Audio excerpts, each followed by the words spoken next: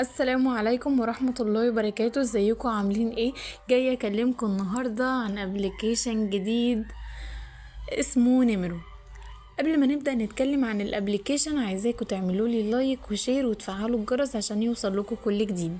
ده شكل البرنامج يا جماعة. البرنامج ده ناس كتيرة جدا شكرت فيه. طيب البرنامج ده واخد تقييم 4.4 واخد 128,000 مراجع. ساعة التخزين بتاعته 44 ميجا بايتس، مناسب للأعمار فوق 12 سنة. عمليات التنزيل بتاعته بقى أكتر من 10 مليون عملية تنزيل. البرنامج ده بيجيب لك الشرايح اللي انت تقدر تستخدمها وانت برا مصر، تقدر تستخدمها كمان جوه مصر. هي عبارة عن أرقام وهمية تقدر ان انت تتكلم بيها عادي جدا، وبتشحنه بيجيلك رقم مجاني وانت بتشحنه بقى ايه بالسعر اللي انت عايزه. بتعمل باقة ليك تتكلم بيها.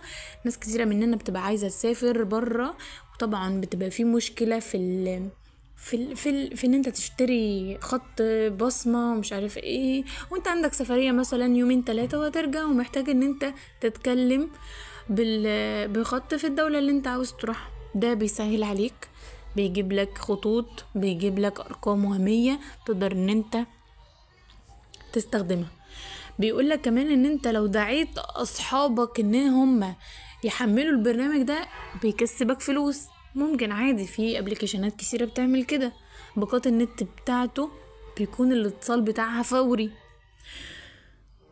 واخد الترتيب رقم 9 في الأكثر تحقيقا للأرباح في فئة الاتصالات. البرنامج ده ناس كتيرة شكرت فيه وقالت ان هو فعلا مميز ومختلف وان هو فادهم كتير جدا. بس كمان في ناس اكيد قالت ان هم ما استفادوش منه. بس اللي قال ان هو ما استفادش منه قال ان اعلاناته كتيرة جدا. قالوا ان ممكن بقى تكون مشكلة في الشحن معاهم، مشكلة في الدفع مثلا، مشكلة مثلا ان الارقام دي منتشرة جدا كتير على السوشيال ميديا. انا شخصيا ما جربتش الابليكيشن، بس حبيت ان احنا ناخد فكرة عنه. حبيت ان انا اوضح لكم البرنامج ده بيتكلم عن ايه. هستنى رأيكم في التعليقات، هستنى تقولولي لو حد فيكم استخدمه حمله، يعرف حد استخدمه، عايزين تعرفوا اكتر عن البرنامج ابعتولي. هستنى تعليقاتكم، هستنى مشاركتكم للفيديو. استنوني في فيديو جديد. مع السلامة.